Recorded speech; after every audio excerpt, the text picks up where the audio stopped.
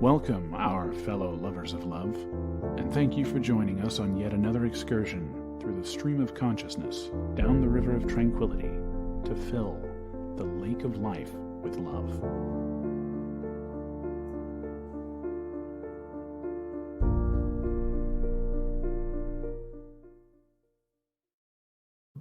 And good evening, our fellow lovers of love out there, and welcome to those of you who are out there listening to us on KUBU 96.5 FM, the voice of Sacramento, where you can be you. See how that works? Yeah. Yes. Somebody was very clever. They were very clever. Yes. Yeah, they're very clever. So we want to welcome all of you for joining us yet again this evening, where we explore the complexities of relationships and parenting. On this episode of Late Night Love, we'll discuss navigating unique romantic scenarios, managing teen relationships, and handling family tensions, plus insights on work dilemmas and maintaining a healthy work-life balance. So join us for a thought-provoking journey into the hearts of human connections. Yeah, how was that? Exciting and insightful enough today. I didn't get together to have anything. Just I want to remind everybody that it's still Suicide Awareness Month, Prevention Month. So if you or someone you know is struggling, you can dial 988, or as we like to point out, you can always call mentalhealthhotline.org at 1-866-903-3787, and there's always someone willing to help you, even though it doesn't feel like it. I think they're very helpful. So we understand what you're going through. And so, someone understands what you're going through because many people have been through it. You're not really alone, even though it might feel like it sometimes. It may feel like it, yeah. Yeah. All right. Now, talk about stressful things. We're painting, so I didn't have a chance to put together a intro philosophical discussion this week. Okay. So we don't have one of those this week, but we could talk about the philosophy of picking a color at the store, and it doesn't look the same when you paint it on your wall. It never does. Well, a part of it could be that there was such a dark color and it was a fairly light color that may just be showing the wrong color. And so a second coat may fix it, or it may not. I don't know. I wanted a hint of purple, and it almost looks pink. It's very weird. Ooh, I thought it looked purple in there. It's got a dash of pink in the wrong light or in the right light. It looks like it's pink. But anyway, that's not necessarily a problem. It's just it was too more color than I wanted. I wanted less color, more. I wanted just a hint, and I got more than just a hint. Is really what the problem was. And who knows? Was it the color? Was it the mixing? Is it because there's a darker color behind it, and so it's kind of bringing out some more of the color? Don't know. So since it's going to need a second coat anyway, I have the opportunity to put a lighter coat on it. Mm-hmm. The question is, am I going to? Or is it do I trust the process and see what it looks like with the second coat where the coat behind it isn't? You could try it on one wall. No, because that's expensive, man. Oh. You got to make a decision and just live with it. So that's kind of what I'm having to decide. I'm thinking of getting a even wider. Yeah, I think you're going to end up doing that in the long run anyway. So it's not necessarily wrong. I think it'll look better when you get the new carpet. We'll just put it in there and everything's finished. But I don't think it's a terrible color. It's just not the color I wanted. It's not the color I picked out in the little things, man. That's all I'm saying. Maybe they messed it up when they inputted it. Maybe. Or maybe colors don't look right on walls. I don't know. I don't know. All right, so let's start off tonight. We're starting off with relationships. So what do we got first? Okay. My wife is my landlord. What would you do? Okay, now she came with her own house, Okay. and she didn't want to give it up. It's her house. That's fine. And he lives there with her. Well, as you would if you're married. Yeah. Yeah. And he pays her a amount of rent every month. Well, that's not how marriages work. Not really, does it, honey? I mean, if you're going to contribute to the budget that pays for the mortgage and and everything, that's fine. But then you're also paying. The minute you start paying for part of the house, it becomes yours. If she really wants the house, she should take no money for it, because then he's not investing any money for it. This is not a landlord-renter relationship. This is a marriage. If he's paying for a part of that house, and especially if you're in California, sorry, sweetheart, the minute you sign that, unless you've got a good solid prenup on how you're dividing that stuff, the house is both of yours now. Yeah. Yeah. And so you're not paying rent. Realistically, what you're doing is you're contributing to the budget that pays for, mortgage, insurance, and upkeep, and all that stuff. It's it's not rent. You're paying part But of. that's not how she frames it. It's rent. Yeah, Yeah. she has an issue she needs to go work through. Now, she may have been, left high and dry at one point, and it's a legitimate fear. It's a legitimate thing, and it's probably why he's not overly obsessed with it. He's just like, this is kind of silly. I don't mind paying, but why are we calling it rent? Yeah, she's gonna have to get over whatever is her trauma is. She's dealing with some trauma, and she doesn't want to let that go, which is fine for a little while, right? As you build, As you build trust and stability in the relationship, Yeah. it's all right. But at the same time, can we stop calling it rent? Can we just call it contributing to the family budget? The budget. Yeah, it's she may actually need to go have somebody to discuss and deal with whatever her leftover emotions are about her past, because that's not about you. I'm going to take a pretty strong. But yeah, and if she wants it to be like rent, then she's got to not if she wants you to have no feeling of ownership with the house, I can actually respect that, but she can't take money from you for it then. Right? Have you pay the electric bill and things like that while she takes care of it. That's fine, but she can't have it both ways. Is my point. Yeah. So, I mean, if she wants it one way, that's fine. You can manage that, but she can't have it both ways. Right? Pick one. Just pick one. But my guess is she's dealing with some trauma, and you probably, as a good husband, you would help her through the trauma rather than add to it. And over time, it will become, just a thing that happened. Ask her to go to see a therapist about her perspective on that, though. That's more concerning, that she still views it as rent. Yeah. Okay. Okay, my wife has become a fashion victim. Can I do anything about this? Okay, now she's 34, but she's dressing in like an old lady, polyester pants, floral tops. So? Well, he wants her to dress in, cute, sexy outfits. She's not feeling cute or sexy at the moment, so let her dress as she feels. If you want her to get back to the nice, confident person that you loved and want to see, she's going to have to feel like that nice, confident. She's not. She's going through a thing, right? She's in her mid-30s. She's going through a thing. She's feeling frumpy, would be my guess. And so she's dressing frumpy. And just let her go through it. And just support her through it. You'll be all right. It'll go through it faster if you're supportive rather than pushing against it. So let her go through it.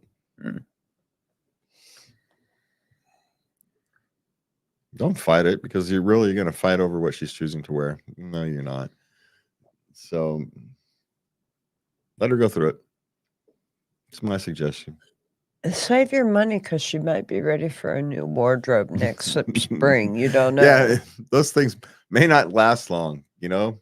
Maybe she's got some post-baby weight. There's things we don't know. Mm-hmm. And, you know, so she's feeling unhappy. Who knows? And maybe she'll get a New Year's resolution to work out and get a summer body. And next year, you know, it's not a problem. Just let these things work themselves out. As long as you're supportive of whatever she's going through, then it'll be fine. Okay.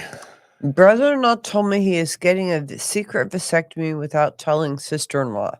What do we tell her? Well, okay. You want a dirty little secret? That's why he told you, because he's a chicken.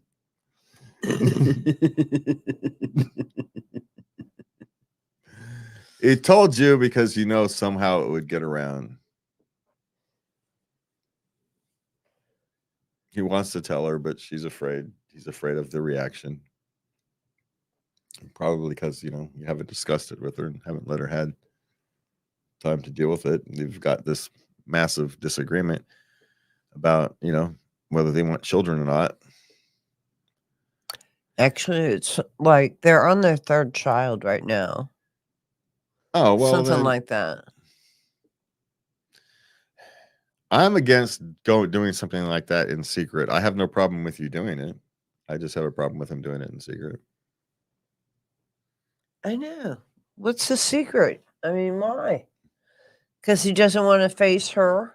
Yeah, maybe she wants more kids and he doesn't. And so though you don't have to have a secret vasectomy, do you? He's 24. They've already got a number of kids. He's thinking of the future. She's probably likes having kids, and so she probably wants more. So what does he do? He tells his sister-in-law. So his sister-in-law will tell him, and that way will tell his wife, and therefore you. So he's out of the woods then. Oh no, he's still gonna get it. He's he just doesn't know when. It's a moronic move, but he's 24. He doesn't know any better. Oh. What do you think is going to happen? His sister. Okay, so the sister tells his wife what he's about to do. So now, but he doesn't know when. Right? It could happen right away. She could, you know, work over it for 3 days. So he never knows when he's coming home and shoes are flying at his head. Right? And at this point, the benefit of that may be at this point she's mad because she wasn't going to tell him, and that she told her sister, rather than yeah, that's going to hit him too. Yeah. Well, but she may forget about that other one, and so that no, but he wasn't smart enough to think of that far ahead. Trust me, he's just being an idiot because he's 24 and a moron. This is one of those where you're better off taking the proverbial punishment right up front, because it's far less than if you try to avoid it. Look, if you try to avoid it, you know you're doing wrong because you're kind of doing it through secret, or not, at least not wrong. The way you're going about it is wrong because you're doing it in secret. There's something, right? There's something there. Now, maybe we're dealing with an abusive spousal situation. Hadn't thought of that. She may not handle people who don't do what she tells them to do very well. And instead of proverbial shoes, it's actual shoes flying at his head.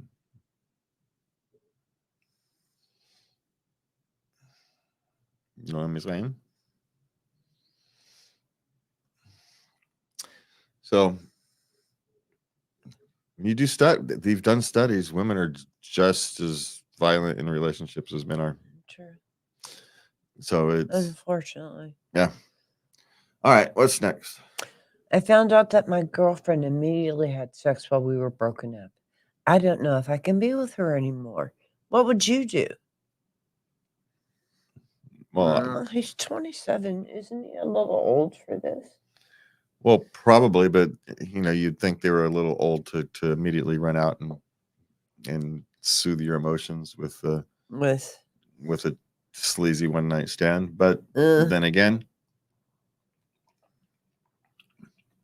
we are humans, and we do strange things when we're feeling trauma. And so, I don't know. Well, you're broken up. So, You were on a break. yeah, Okay. there are consequences to being broken up. And one of those is they can do things that you don't necessarily like. And you have every right to not be with her anymore for it. Seems a bit childish to us, but it is your choice because, sometimes you can't put that picture away. Sometimes you can't. So,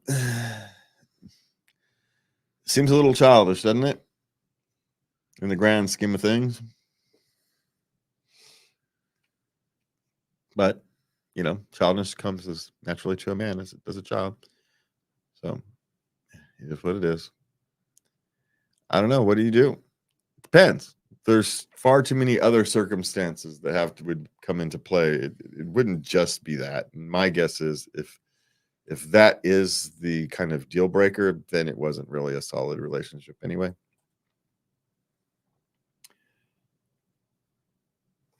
Yeah, unfortunately. So sounds like it. Yeah, back and forth, maybe more of a relationship of convenience than a genuine relationship. Maybe. Yeah. Yeah. I don't know. It's going to depend. That's an answer you're going to have to sit and answer for yourself because no one else can answer that kind of question for you. All you can do is sit there and decide, is that really where you're drawing the line? And if it is that really the line, or is the line somewhere else and you're just making that as the excuse? Which is your personal right. You can make it for whoever you want, but make sure you understand why you're really doing something. Mm-hmm. It'll benefit you down the road, understanding why you do things on a deeper level. Because my guess is it's not just that. The relationship is long-term doomed, and and so something's telling you to get out now. Maybe you should follow your instinct. Okay, what's next? Divorcing after 17 years, teen daughters are furious with their dad for quote-unquote cheating, but they don't get the nuances. How to calm the situation down. Now, this so-called cheating, well, they both were agreed they were staying for the kids, and they both quote-unquote cheated. They had an open relationship. Well, then you tell the children that you're assuming they're 13 daughters, so they're not going to like it, but you guys are going to need some brain bleach after this, but here's the truth. And then let them deal with it. Sometimes it's, cold hard facts can often cool down in a lot of situations. They're going to want brain bleach. They're going to wish they didn't know, but that'll calm the situation down. Yeah, you want to talk about dumping some ice cold ice water on some teens? That'll do it. Yeah, and you don't have to make any excuses or whatever. You just be pure. No, here's what's really happening. Here's what's really happened. You guys want to be mad that we're divorcing? That's fine. We understand that. But if you're going to be angry at the right things. Mm-hmm. And that's it. And you move on. At least they're teenagers and they're old enough to at least comprehend what's going on, rather than, as you probably understood, younger ones wouldn't know. At this age, you can understand, but you have to tell them. Mm-hmm. You just have to tell them and have fun with that. But, actions have consequences, and, they are learning that too. They're also learning the proper way to deal with these type of conflicts is by being honest. And honesty doesn't have to be brutal, but it does have to be blunt sometimes. And bluntness is what's called for here. Yep. All right. What do we have next? My ex-girlfriend lied to me about being pregnant. Her family won't stop pressuring me to take her back and let her continue living with me. Is there anything I can do? Yeah, stop talking to her family, dude. What's going on? Yeah, stop. So let me get this straight. She told him she was pregnant? Yeah. So as a ditch effort to try to keep him and trap him and whatnot? Yeah. Here's my question. Does she have some type of undiagnosed mental issue? ADHD, bipolar, I hadn't depressive thought of that. episodes, Something, I don't know. or she doesn't interpret the world properly at times and will make decisions based upon an unreality? Because there's two things here. A, no, there's not really anything you can do just to other than move on with your life. But you did care for this woman. And so at least you want to understand why what happened, rather than to just write it off as an abusive type relationship, because you don't want to carry the baggage around with you. Mm-hmm. And you probably know her as well as anybody else. And is there something that is causing her to misinterpret the world? Well, so she will make that. Because that's kind of a paranoid thing, where she's so paranoid that you're going to leave her. She's doing things to try to force you to manipulate. To stay. Yeah. Yeah. And doesn't mean you're the one who has to deal with it, right? Mm-hmm. It's don't get me wrong, no one has to deal with that kind of thing. But at least as when you move on with your life, you're not having to carry around some false sense of someone picking on you when it wasn't really that. It was someone struggling with understanding the world properly.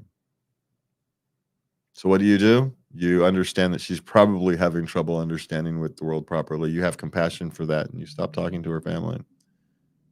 You can do both. You can move on with your life, stop talking and dealing with her family, and have compassion. If you happen to have a conversation with her at some point in the future, you see if she's seeking help for herself, because you still want the best for her, right? Yeah. Because that's just how you should always be. You should always want the best for, the people in your past, people you've come across. Because why would you want anything different? So that's what you do. You become the best you can be. And that's kind of a good general advice for any time you go through an end of a relationship. You want the best for them, right? And oftentimes you're ending the relationship because it's the best for them and you, right? If you get down to it, most relationships end because it's best for everybody involved. Maybe this is a catalyst for her to seek some help that she needs, that she otherwise wouldn't. So my advice is to do what you know you need to do. Stop talking to her family. Be the kind, compassionate human being you want to be, and move on. All those things are compatible. Okay. What do we have next? Well, I found a bag in my fiance's car. It had only things in there that could be used for intimacy. Do I tell her what I found? Well, she may be a working girl. You don't know. Well, there's all kinds of things. She may just have a habit of keeping them around. It may have just, you never know how long that thing's been in there. Or maybe she travels a lot and she likes to have that as for self, for herself. Maybe it's, things that can be used for sex can also be used for self pleasure. And so maybe it's that. I don't know. You could ask her, but then again, you're gonna have to explain how you found it. Yeah. And if you're cleaning out her car, and she knows you're cleaning out her car, and then she's likely forgotten about it. It's been in there forever. Those kind of things can happen. Yeah. She forgot. Yeah. I mean, just think about you. How many things are in your car that you forgot about? Do you even know what's in your car? I have no clue. Montezuma could be in there. I don't know. So, yeah. These are one of these things. Don't make a big deal out of something until it's a big deal. How's that? The simplest routine answers are generally the right ones. She's, if her car's 5 years old, it could fit in there for 4 years. You know, if Mhm. yeah, maybe it goes back to your guys' dating days, and she just doesn't have it there anymore. Yeah. You know, or it could be a sign that she's out playing the field while. But there would be other signs, and so don't let the bag itself define that. It's my suggestion. Don't overreact. Maybe she works from her car. That's all I'm saying. Maybe, who knows what she is? Maybe she's a traveling sales rep, and so she spends a lot of time in hotels by herself. Mhm. So she brings her toys and lubricants with her. There's nothing, Untoward. not really. Nah, it's not. I mean, unless you're highly religious or something about that. Now, Uh, maybe that's the real problem, hmm. right? Well, maybe he doesn't mind her doing that. Well, maybe he does, and that's the problem. Uh, So I don't know. These things kind of depend, but don't make a mountain out of a molehill is my suggestion. I suspect it's far more benign than you probably think it is. You know, but people do cheat every day, so it is an option. I just suspect it's probably more benign. Oh yeah, that's where that thing went. You know, it's gonna be. yeah. It's it's far more likely the cause. Okay, because people who are cheating are generally more discreet than to leave something where you can easily find it. Okay, what do we have next? Parenting questions. Okay, Why are so many parents okay with their teens having sex? because there's a feeling that they're going to do it anyway, so you kind of, it's a double-edged sword. It really is. You will learn things you don't want to know, and you have to know It's to help them navigate. because some of them will wait, some of them won't, Hmm. and there's no way to know how to navigate your child through that process other than trying to do it. How do you get them to, I mean, if you say I want to get them to 18 before they start having sex, I want them to be married before they start having sex. How do you navigate that? Some children will go through, they will do it, and some will start absurdly absurdly early. How do you navigate your child through that to some reasonableness? There is no guidebook to that, because there is no guidebook to that. There is no single way that's going to work for all children to get them to wherever you want them to go. You just have to try to do it. And the fact is, the children today are not so different than the children of the past. We forget the children of the past are often married at 13. They were. 13, 14, you're off and married and started your family because you were dead in your 35s. Right? Yep. So there is we're out fighting biology at some point. You just generally are. And some parents choose to surrender to it. Other parents choose to put on, the battle armor and fight it like the Crusades. And I suspect the truth is probably somewhere in between those things. Exactly where that is, I don't know. I don't know your child. I don't know your circumstances. I don't know. But the extremes of those where it's okay, or it becomes this deadly sin, I'm reluctant to encourage either one of those, because reality is somewhere in between. And why are parents okay with it? I don't think as many of them are okay with it. Some of them are just resigned. I started when my girls started puberty. That's when I started. Okay, you can have a baby now, What? Yeah, you know this. You learned this in school. Yeah, but now it's here. Yeah, I know. Yeah, making sure they understand the consequences is probably the best thing you can do. But again, that doesn't answer the question of why so many parents are okay with it. It's because they resign themselves to what they consider reality. Yeah, exactly. Rather than, okay, try to create a different reality. They kind of resign themselves to it. It's a dangerous thing for young people. Has created a strange relationship to sex that has always kind of existed underlying, but now it's become mainstream. I don't think it's healthy long term for people. I'm not worried about culture. I'm worried about the individuals who are engaging in it. Mm-hmm. Culture will take care of itself. It's the individuals, they're losing something. Okay, you're talking about 15, 16 years old? Yeah. They're losing something. Mm-hmm. And it's not something you can put your finger on. So it's hard for, innocence is the wrong word, but you're losing something.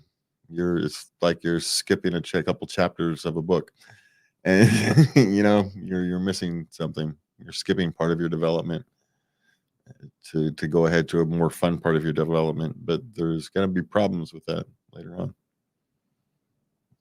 We also have a whole generation of kids who have trouble controlling their emotions. I somehow doubt those are not related. Huh.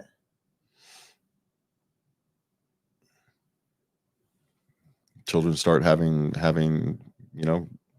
intimate relations before they have the ability to control their emotions, and things are going to go wrong. Well, yes. So I don't know why, because they've resigned themselves to what they feel is reality. That's the simple question. The deeper question is, how do we get to that point? And that's above this show. So Okay. or maybe that's one of those things I should write down and put on as a discussion point for the top of the show one of these days. There we go. All right, what do we have next? Would you hire someone in their 30s to babysit? She always had teenagers or someone in their early 20s. Yeah, you hire the high school girl or the teenage. In our days, it was always a girl. You hired the high school, right? It was the mature high school student. Didn't matter. It could be 12, 13, 15. They were always the mature one, right? There was always those couple mature girls who would go out and babysit people's kids. Or the college student who was back in town from whatever university they were off at school, and they weren't doing anything anyway, and or wanted a few bucks, right? But that world no longer exists. For better or for worse, no judgments here. That world doesn't really exist anymore. It exists in places. It exists in isolation, but as kind of the norm, doesn't exist. Same thing as it used to be. Grandmas and aunts and cousins would take care of children and whatnot, and that's no longer. It doesn't really exist. It exists in isolation. It exists in families, but it doesn't exist mainstream. And so, are you hiring a 30-year-old professional babysitter? Yeah. You're hiring a service. A lot of times, these babysitters are people who went to nursing school and then couldn't quite get their way through, or they're going through nursing school and they're babysitting as their way through nursing school. So, and essentially, you're using a service to vet people for you. That's right.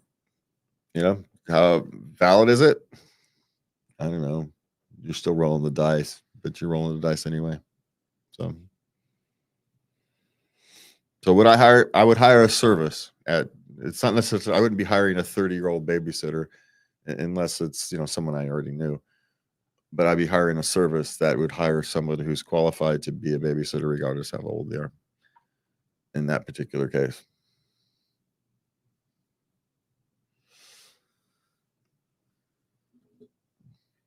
But if someone is in their 30s babysitting one of my, when I had young children, it would most likely be an aunt, uncle, sister, that type of thing, rather than a strange 30-year-old babysitter that I'm hiring. Yeah. Or a You nanny. would? Yeah. Because I would think the 30-year-old is more like a nanny. Yeah, you're hiring more of a nanny type. Yeah. You're hiring a professional. You're not hiring a babysitter. You're not, yeah. Yeah. Mhm. Yeah. Okay. Parents of toddlers who has a gamer husband, how often is he getting to play? This guy is playing every night. The kids, sometimes gets half an hour, you Yeah. know. Parents, that's a terribly worded question. I'm not even sure what they're asking. Because What can she do about this gamer husband? well, nothing. To play with his toddler more. Stop trying to direct the relationship. Mm. He'll figure it out. Well, it's hard for men until children become toddlers. It's actually hard for men to play with them. We're afraid of breaking them because men play differently than women do. Right? We need to wait until they can be moved around. They like, being tossed around type of thing. And it's hard to do that with your wife hovering over you, getting all worried that you're going to hurt the baby when you're just playing with it. So leave them alone. Let them find their own thing. It's my suggestion. Stop telling him he's wrong and how he's playing with the baby, and he'll play with the baby more. Don't worry how he interacts with the baby. Just worry that he is. And giving them the opportunities. Go out to dinner more often with your best friend. You've got the baby, and he's not watching the baby. He's got the baby. There's a difference. He's not babysitting his own child. He's just the one who's responsible for it right now. You've got him. I'm out of here. Yeah. I'm going. Yeah. Yeah. You got the baby. I'm out of here. Make sure he knows the day before and all that kind of thing. But what you'll find is he'll be fine. He'll be playing the games with the baby. Him and the baby will be watching him playing. They'll be really fine together, right? They'll figure it out. They just have to be allowed to. And sometimes you do have to kind of encourage it, but you don't have to encourage it by verbally encouraging it. You just get out the way. Right? In a sense, you're making him do it, but you're not. You're just getting out the way and letting him be his father.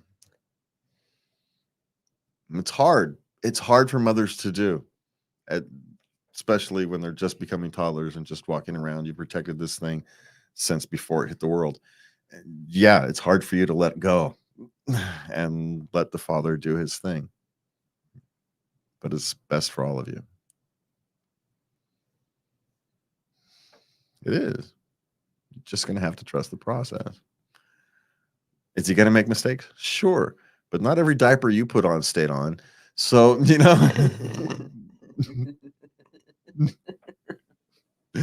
so don't worry about it. Not everything you did came out right. So don't worry about it. They'll figure it out, just like everybody else did.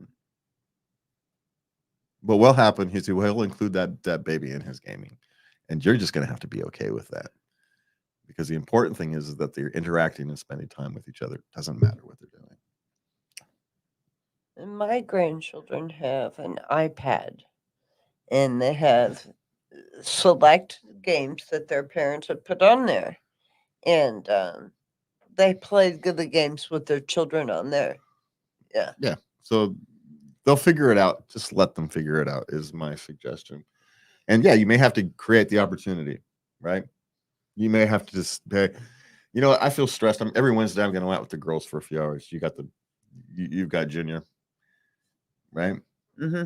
Don't tell him you're babysitting. Don't tell him he's watching. No, he's got it.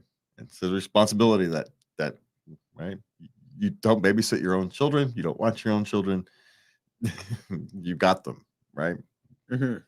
So make sure you phrase it that way, because it's insulting when you tell someone to watch their own children or to babysit their own children. Okay, what's next? It's close to time that the family dog needs to cross the bridge. How do I approach with son? Oh, that's a hard one. And do you know how old the child was? No. So I'm going to assume it's under a teenager, right? Yes. Yeah, we're going to assume under 10, 12, under 10. So that's a difficult one because this is going to be the first time this child is going to have to deal with death. And so how you deal with it could very well, but not guaranteed, set him on a path for how he deals with death for the rest of his life. And so you start having the conversation with him, and you just do. You may want to go find a book, or something Definitely. about, how to Yeah. deal with, search engine and AI can even probably write you a guide that, you don't follow the guide, but you read it as an example of things and you manipulate them for yourself, for your family. I have always tried to be as honest with my children in these type of things as possible. I was never one to try to sugarcoat the realities of these. Is that the right answer for you and your family? Don't know. Some families, some children, need a softer approach than mine, right? My children were used to me. They're used to that kind of approach. And so it was the way they were expected. Others may need a softer approach, but you still have to figure out how to be honest. You are going to have to, explain to him that he's old. He has lived a good, long life. And to do right by him, as the people who are responsible for him, you have to make a decision on when that time is. And when there's going to be pain involved, then it's not okay to just let an animal suffer. Yeah, it's a difficult discussion that will generally happen over the course of probably a week. Yeah. Because he's going to have questions. You're going to have to come, and he's going to have to deal with death. He's going to have to be contemplating death for likely the first time, seriously contemplating death for the first time, which means he's going to contemplate his own death for the first time. And you're going to have to be prepared to deal with that. These are questions that no parent wants to deal with. We're never prepared for it. No one can prepare you for it, which is why I'm not giving you an answer. You just, my suggestion is to be as honest and as blunt as possible for your child.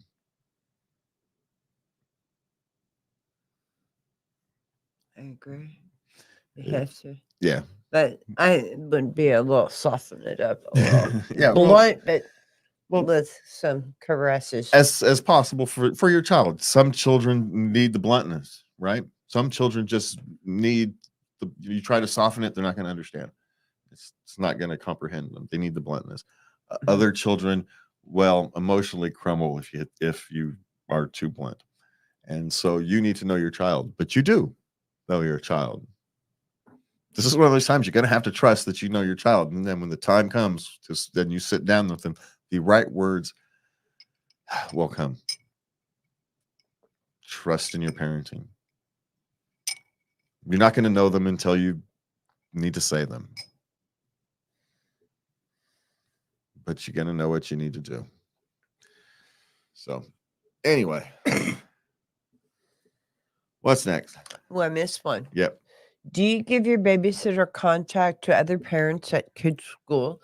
She feels like she made a rookie mistake. She gave her babysitter out to another parent. Yeah. Went to call the babysitter because there was a school function. Ooh, sorry, already booked by the other parent. Yeah. If you view life as a competition like that, then no, you don't. You should have more than one babysitter. Yeah. But I can also understand, depending upon the size of the town or whatever, if you've got a decent babysitter, not telling the people who might need them at the same time. But the problem with that thing is it's awfully selfish for you. It kind of is, yeah. Because think about it from the babysitter's perspective. What about the days where you don't need her? And someone else might, and now she doesn't have a client. Mm-hmm. So it's a tough one. It's an easy one for me because I didn't talk to any of the parents at school. So my babysitter was my sister. So I didn't have to worry about that kind of thing. Yeah. But it just doesn't seem very neighborly to me, does it? Well, no. To deliberately keep it apart. Now, not freely offering, that's a different thing. But if someone needs a babysitter and you're going to keep the name in your pocket because some point down the future you don't want to have to compete with that person, that doesn't seem very neighborly to me, does it? I'm just saying, doesn't seem neighborly to your friend or your babysitter. It's the second one. It doesn't seem very neighborly to me. Your babysitter might need the work. Yeah. So I get it. The answer is I get the emotion behind it. I totally do, but it just doesn't seem very neighborly now, does it? Okay, well, what do we got next? Ideas for daddy-daughter trip. 9. Camping. Yeah, camping's always good for daddy-daughter trips. Definitely. You can take a hike. Disneyland or an amusement park is always kind of good for daughters. Girls seem to like that kind of stuff. If you've got like aquariums or those kind of things, science museums, those are nice. But really, simplest is best. Library. Yeah, just take a trip, spend some time. It doesn't really matter what you're doing. It's that you're doing it together is the important part. Yes. So if you're fighting on money, if money's an issue, you do something cheap like camping, you go hiking and you get to spend a couple days together in the calm quiet of nature. If money is no issue, go to Disneyland like everybody else does. Yeah, you got that kind of thing. Yeah. My guess is they need some ideas because money is kind of tight. So the idea is do something. It really doesn't matter what you choose to do. If you're going to take a camping trip, try to take a camping trip near something that has a nice museum or something else to go to, something like that. That's our best suggestion. Keep it simple. Yeah. All right.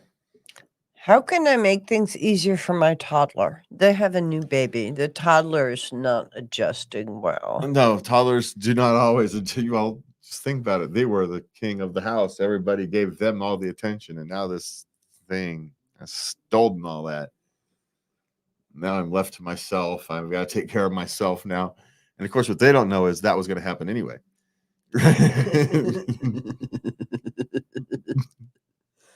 You're a toddler now. The more you can take care of yourself, guess what? The more you can take care of yourself. They don't know that's a good thing.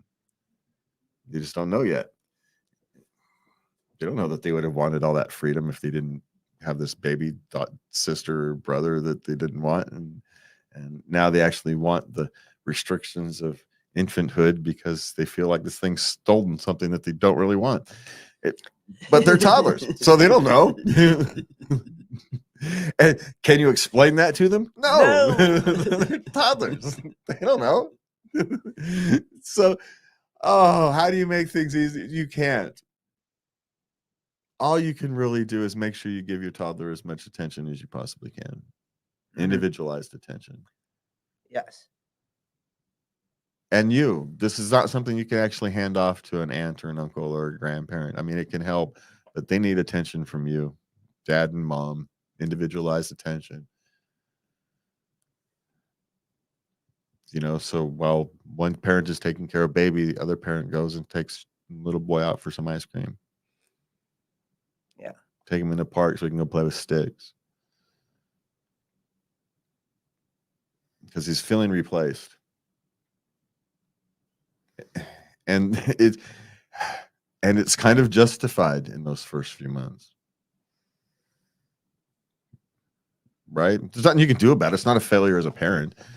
It's just... Well, I bit my sister's nose. It's not... One of my grandchildren is not happy there's a new one in the house. So... Oh, really? Oh, yeah. He is not happy. Does not like his little sister. Well, she's an infant. She cries. No, yeah, and she interrupted his whole world. The whole world was his. That is now thing takes all the attention, time. Yeah, yeah. Not a happy camper. So it just is. It's one of those things. You don't worry about it too much. Just give them as much time and attention as you can as parents, because that's who they need it from. Yes. Yeah, and don't try to force them to like the child. It's just going to make them not like it more. So there's that. Don't try and let him be. He will come to like his sister or not. I still have, my youngest two still have this love-hate thing going on with each other. They both love each other and can't stand each other at the same time. So literally. So I don't know how that one works, but it does. All right, what's next? We have work questions. All right. One of my staff picked his nose and ate it while on call with the entire team. Should I reprimand him? No, you should ignore it.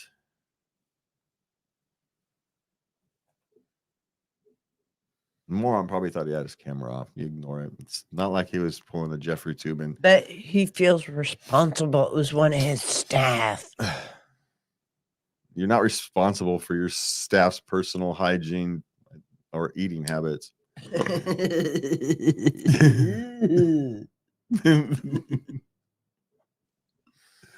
mean, I suppose if you really wanted to do something, you could mention that he should be more careful with what he's doing on camera. But really, it's one of those things I probably wouldn't do anything about. You let the grapevine take care of that one. Yeah.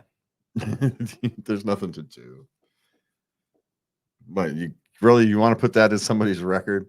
You want one who has to write that paperwork? No, thank you. It's not worth it. It's not worth the time of having to go up and write it through the paperwork. Really? It's just not worth the trouble. You gonna put it in a per man's personal file? Oh my god! Well, there comes a point where if it's a repetitive thing and you talk to, but your first step is to always, if you are going to deal with it, the first step on this kind of thing is always a quiet, calm mentioning of, hey, you should be more careful. Right? He wasn't pleasuring himself for something on camera that's just, yeah.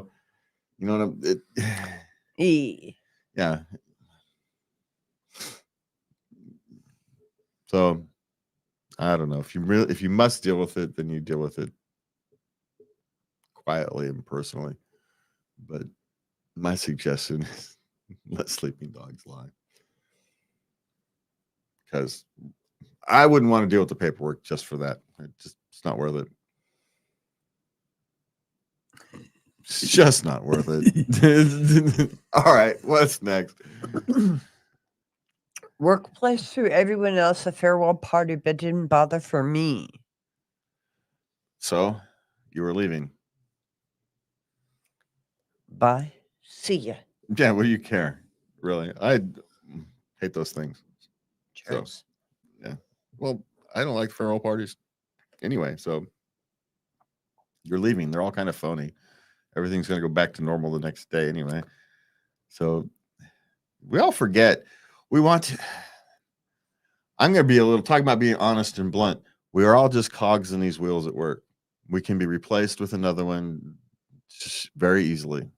We're not as important as we think we are. You can walk away with the keys and the passwords and the locks, and someone will come in through and figure it all out anyway. Chances are that you as an individual are necessary for the operation to run is foolhardy. There's lots of people who can do the same thing you do. And it's fine. It's okay. It's got nothing to do with you. It's called the reality of the life. There's always someone better. Right? You can always everybody can be replaced. Yeah, absolutely. Like by this afternoon. Yeah. We have resumes on file. Yeah, you can be replaced. you can call someone up, they can call in a consultant, whatever. And you know what? The next guy, because he's got a different perspective, may say things that you don't, may actually make things better because you got complacent. Mm-hmm. It happens far more often than you think. That instead of you being you're actually a detriment to the company because you refuse to evolve.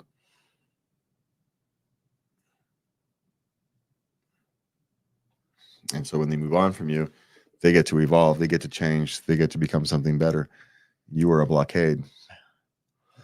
Or not. But the reality is 99.99% of us are nothing but cogs in the wheels. There's nothing wrong with being a cog in the wheel, but you can be replaced. And so understand that. It's a business transaction. They're not family. They're a business transaction. And when it's no longer in their interest or yours, you change, right? Just like any other business transaction. Just remember that when you're dealing with companies. Even the best places that can feel like family, at the end of the day, it's still a business transaction. It has to be. It's not evil. It's got nothing to do with anything. It's just what it is. And the better we all start to understand that, the better off we will all be. Okay, what do we have next? Work requires engagement before clocking in. Is that legal? What's engagement? Okay, they used to. He does air conditioning, heating and air conditioning. They used to go to work, clock in, get their stuff, and the tools and everything, supplies they'd need for the day. Then they'd head out to the site. Well, now they have to go to the site and clock in from there. Okay. Well, do they still have to go to the warehouse thing? No, they do that at night now. They get all their stuff. And they're paid for that. Yeah. So what's the issue? You've just changed when you do something. You've just changed the stuff you used to do in the morning to now you do at night. You haven't changed anything. So I don't understand what the issue is here. If they were having you go to the thing, right? Go to the warehouse or whatever it is, load up all the truck, get all the tools, load up all the truck, then drive to the thing and then clock in at the thing. No, you can't do that, right? That's a long established legality. You can't do a half pre-work before work. That's called work. But if they have you go to the site, right, and the trucks are at the site, or you take the truck home with you the night before, right? Exactly. Yeah, so you take the truck home with you the night before. So you work your day. At the end of the day, you go to the warehouse, pick up anything you might need for the next day. And that's where you clock out. Then you go home, and then the next day you just go to the job site. You've just changed the when you set up. You actually haven't. You're not getting paid for work. As long as they're getting paid for this at the end of the day stuff, for getting the trucks cleaned up and prepared for the next day. Yeah, then all you've done is changed when that happens. You haven't actually cut your hours, or you're still doing the same work. You just changed when. Doesn't like it. Yeah, I can understand not liking it, right? Some people would prefer that during the end of the day, so I don't have to think about it in the morning. Other people at the end of the day, they don't want to think about nothing. They just want to throw their crap down and go, and I'll deal with it in the morning. I get that. Yeah. I understand that, but no, all they've done is changed when you do something. As long as they're still paying you for it, then you're fine. Just because you have to, oh my God, I have to set my truck up at the end of the day instead of the beginning. It's the end of the world. No, you're all right, man. As long as they're paying you for it, you're all right. I get not liking it. I get it being a change and I understand all that, but no, they can have you do that. Yes, they can. As long as they're paying you for it, they can do it. Right? I don't know what, something the way that is phrased.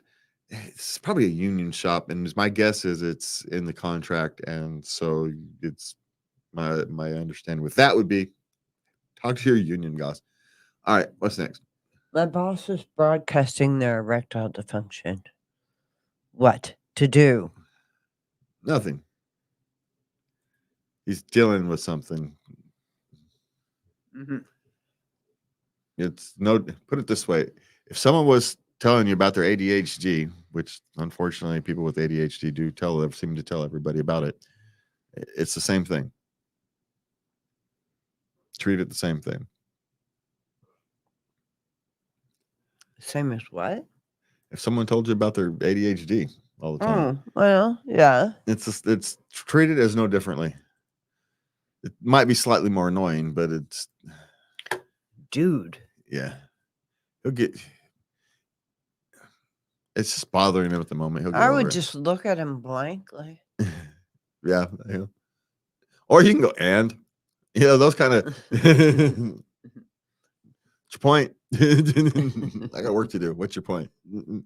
That can work. Mm-hmm. So I wouldn't worry all that much about it personally. But I'm good at ignoring those kind of things. So, all right, what's next? Drug culture. How can you tell? She's newly sober. Uh-huh. Now, I have yet to work in a company that didn't do random drug tests. And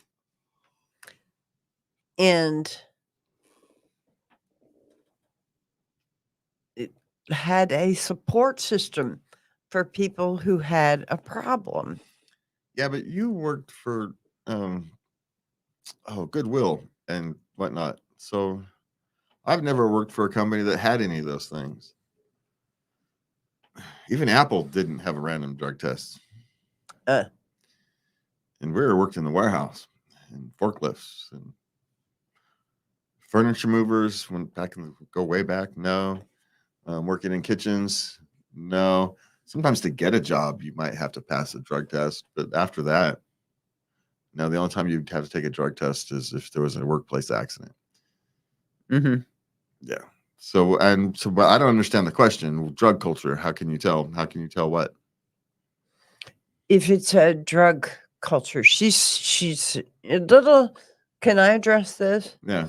Okay, I understand you're newly sober, and you do not want to be placed in a position to where you have to, be an advocate for yourself against a group of people, in your job, and having to quit your job and explain that to employment development for your unemployment checks, that you can't do a drug culture, and hope that you get unemployment while you're looking for a new job, and so I understand your anxiety here, but this is 2024, and everybody knows that there are federal laws against drugs in the workplace, so I think your concern is a little misplaced. Well, not if Just I mean, you're going to be okay. Well, it You depends. really will. Stay out of the restaurant industry if you want to stay away from drug culture. Okay. Clearly, it's not even a question. Half them people are on something, at least. The rest of them are drunks. So if you're newly sober, stay out of the restaurant industry. Well, there's alcohol there, so you would want to stay away from where there's alcohol. Yeah. So, I mean, if that's really the goal, then you're going to have to go find yourself something that is.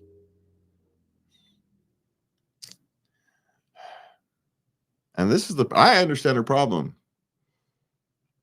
Because it's not just if she's having to rebuild her life, she's having to restart at the bottom, which means she's having to start with people who have difficulty holding on to other jobs and workplaces that don't really care what you do in your personal life. Restaurants.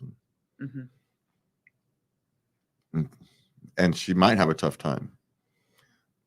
But shall I say this? Many a Many a McDonald's manager is recovering alcoholics, recovering drug addicts. I don't know why McDonald's is such a hotbed of those things of recovering, but that they are. So start somewhere like that.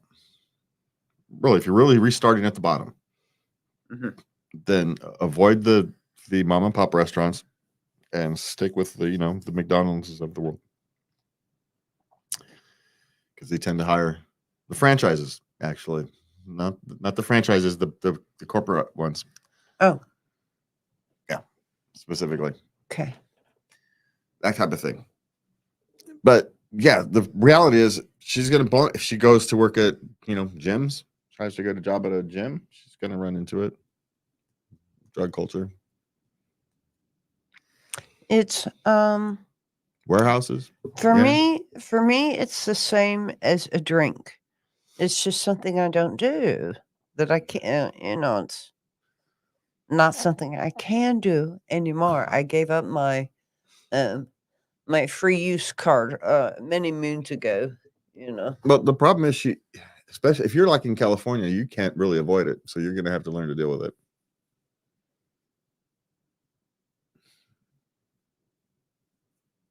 You're just gonna have to.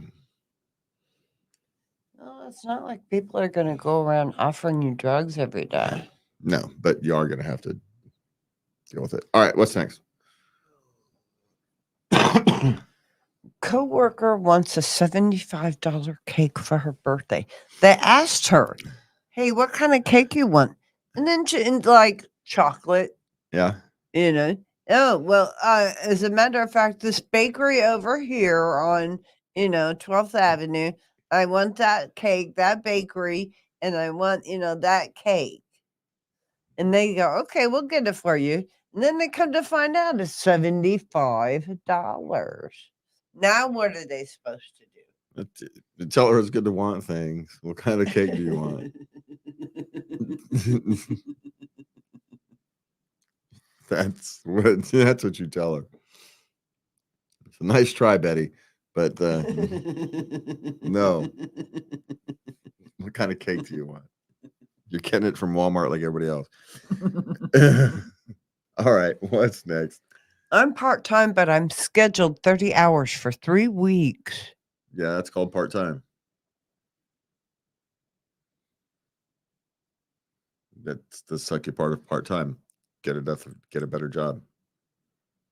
That's your answers for part-time. Yeah, it happens. You're on part-time because they use you for when, based upon need. And guess what? For the next 3 weeks, they don't really need you that much. My guess is they probably don't need you for that. They're probably giving you a few of those hours just to try and keep you happy so you don't leave and go somewhere else.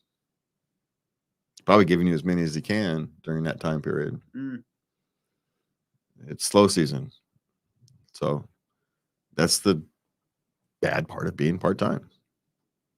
But the nice part of being part-time is they don't expect full-time loyalty from part-time employees. There you go. Then nor should you give it. If they're not going to give you full-time loyalty, you shouldn't provide it to them. So if you have something other scheduled, sorry, I got other things scheduled part-time. Yeah. So there are benefits to being part-time, but you have to own them. You can't expect somebody else to take care of it for you. You are the master of your schedule. Fill it up. All right. So we got a few intimacy questions. What do we got? Yes, we do. Okay. Sex while asleep requested by his wife. That he's a heavy sleeper, so he doesn't know. Is he supposed to set an alarm? And but she'll wake up. So how's he supposed to do this? Okay. You don't fall asleep. Wait till she falls asleep. Okay. It's probably the best if you're not going to wake up in the yeah. But generally speaking, those are crimes of probably those are crimes of opportunity. It's not what I meant, but it's what ended up coming out. Those are opportunity, where you wake up in the middle of the night because you, I don't know, turned over wrong or something. Mm-hmm. But of course, the problem is you're half asleep yourself, and so you just want to lay back down and go back to sleep. So the answer to that is the answer to that is stay up, Okay. take a nap, and stay up until she goes to bed, and let her sleep for a couple hours, play some video games or work or something, and then go fulfill her fantasy. Okay. Yeah. Okay. How do I help my boyfriend be better at sex and encourage him to want to be? Practice.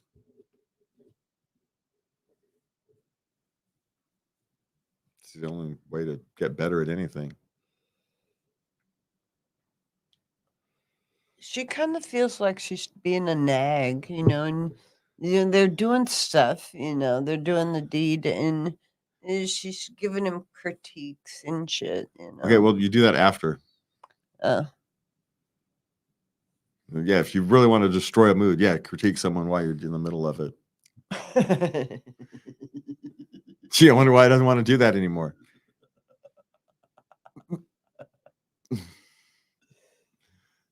Afterwards, during is hints and, physical direction. It's not critique time, right? It's not what it is. Critique time might be a version of foreplay where you're watching adult entertainment and you're pointing out things that you would prefer or don't like. And so he can use that knowledge later. Okay. Right? That would be a more productive use of your. Don't critique in the middle of it, because then he's not going to want to do it, because I'm fine. Now I'm just going to go and get criticized while I'm doing the best I can, woman. You're not necessarily helpful. Maybe you're a limp fish, right? I don't know.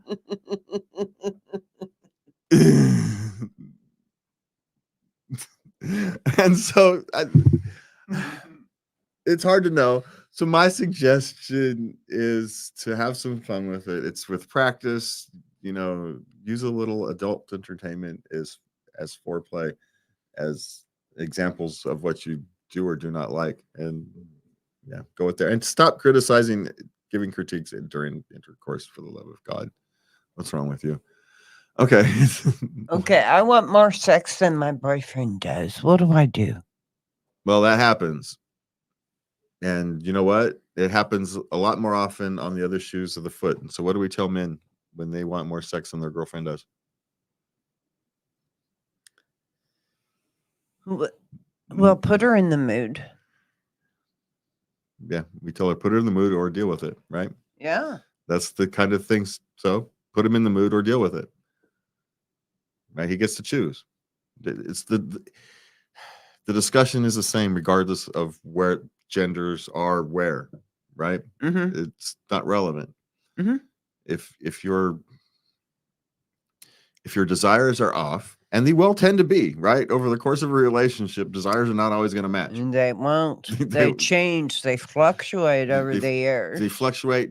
You can both be high desirous people at, but maybe you like it on Tuesdays and he doesn't. He's off for whatever reason on Tuesdays.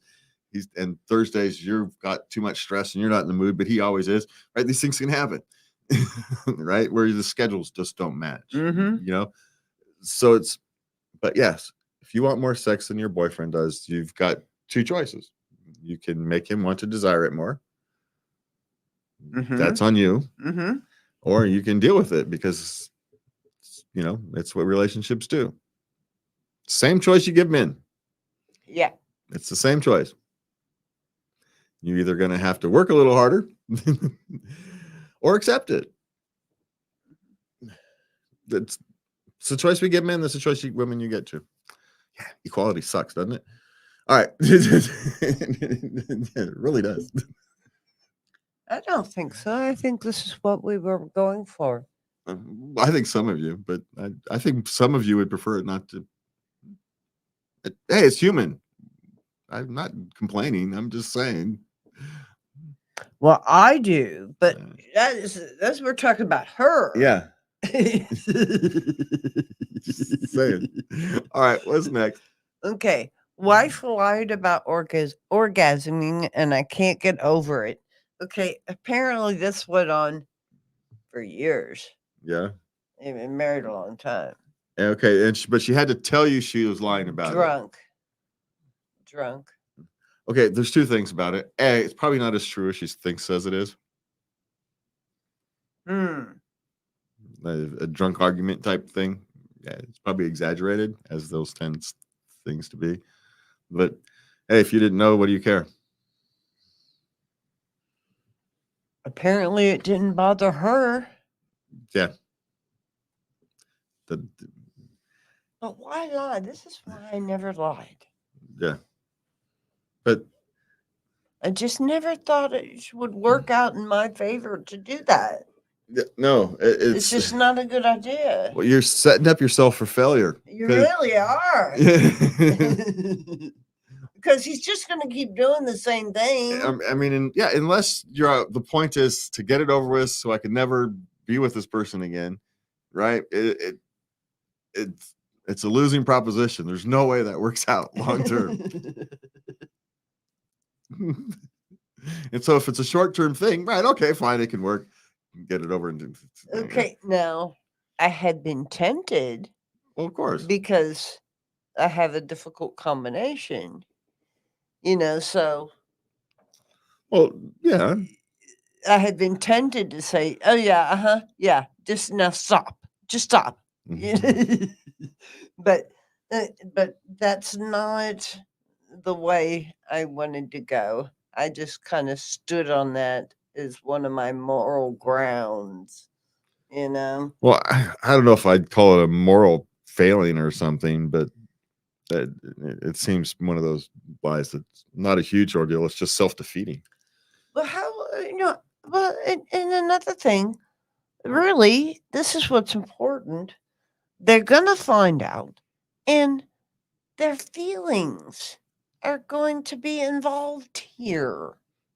Yeah, or you're going to get drunk one night and spew out a lie that you meant to keep, and now your whole plan went to pot, didn't it? So it didn't work out for her in any sense. And so, or she was holding back resentment because of it. And so, anyway, it's like I said. I have never had anyone. Why are you back to the camera today, anyway? I don't know. I have never had anyone tell me, give me less direction.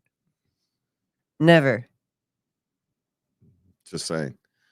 Okay, talk about direction. We'll move on. So what's next? My boyfriend keeps doing feet stuff, but I don't like it. Oh, that's a difficult one.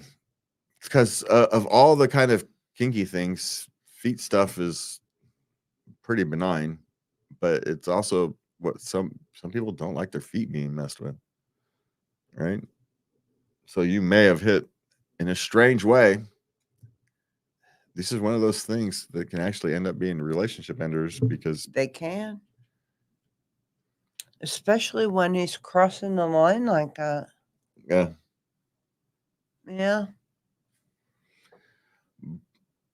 So one of those things, you're just gonna have to go find partners that are more suited to you, because he's never going to be happy if you can't play with feet, and if you can't play with your feet, then he's never going to be happy. And if you don't like feet stuff, then it's always going to be tension. Yeah. And so he needs to find somebody to do feet stuff with. Yeah, it's one of those things. And it's, hey, of all the things to have, feet stuff is probably the calmer ones. But if you don't like your feet being played with, and you don't like your feet being played with, you're likely not going to get over it. So sorry to tell you, but that one's probably not going to work. I'm sorry. Yeah. All right. Yeah.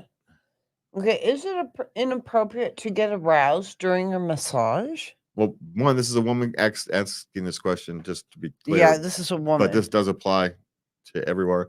Well, is it appropriate? Probably not, but can't you always help it, is the question. And let me tell you something. I was thinking about becoming a massage therapist at one point, Uh-huh. and I read a book, and apparently this is kind of part of the being a massage therapist is this sometimes happens with clients, and there's nothing that you did wrong or they did wrong. It just kind of happens when the body gets touched. Yeah. You know? Especially if you're dealing with people who don't get touched all the time. Yeah. Yeah. And it's not that they're misinterpreting what's going on. It's their body is misinterpreting. Their mind knows exactly it's a kind of an automated response type Yeah. deal. Yeah. It's not a they're thinking about it thing. It just kind of happens. So yeah. Is it inappropriate? Yes and no. Right? If you're actively thinking about it, then yeah, it's inappropriate. But if that's what you go there for, it's probably inappropriate. But if it just kind of happens, yeah, they're, as you say, they're trained for it. Yeah. So, they know it happens. It's one of those things. Mm-hmm. So, and that's it for me and Lubby tonight. We want to thank you for joining us. We want to remind you that there's a place called Sacramento Tickets on sale. You can go to accesssacramento.org. You can always find us on KUBU, where I think we're on. See if I can remember our schedule.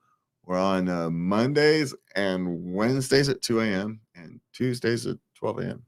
Ooh. So that's when we're on. That's our schedule. Nice. That's on the air schedule. And you can always find us on our Facebook, YouTube, website, latelightnub.us, and all that good fun stuff.